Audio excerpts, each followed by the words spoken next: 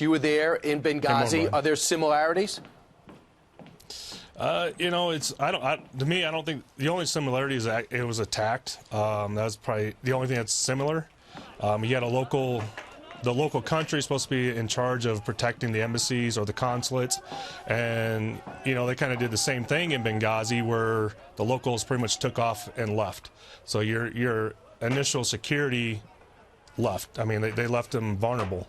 And to me, that's the only similarities at all, because to sit there and say it's just like Benghazi, there was no ambassador there, and there was no consulate, technically, personnel at all, because they all got evacuated prior to the protesters getting there.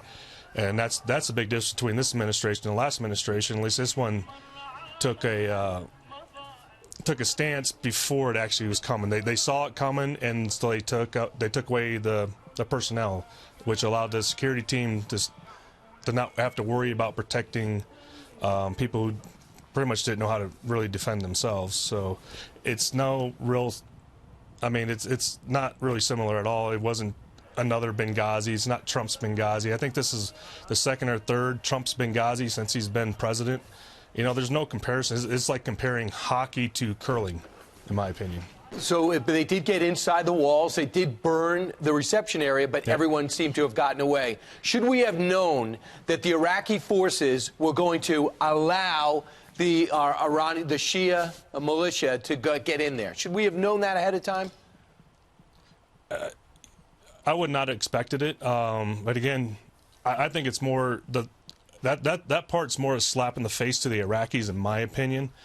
That they pretty much just abandoned their duty, their job, but it's I think it kind of opened our eyes as well. I don't know where else it's going to happen, but I think we need to be prepared for it to happen again, because now this is the second time that local nationals have abandoned us in need when we were being attacked or protested. Right. And when it was their job to protect us, they took off and just abandoned us. I think we need to be more prepared and pretty much almost to be expect it's going to happen again. I hope it doesn't, but this is twice. And but again, I don't think this is another Benghazi. It wasn't even, to me, it wasn't even close to Benghazi. I kind of laughed when somebody said, "Oh, this is Trump's Benghazi." No, it's not, because all the non-essential personnel were evacuated. There was no ambassador there to be killed like they'd left the ambassador in Benghazi. So much different, and I imagine to a guy like you, it's almost insulting to compare the two. It was. Yeah, Tig, thanks so much. Appreciate it.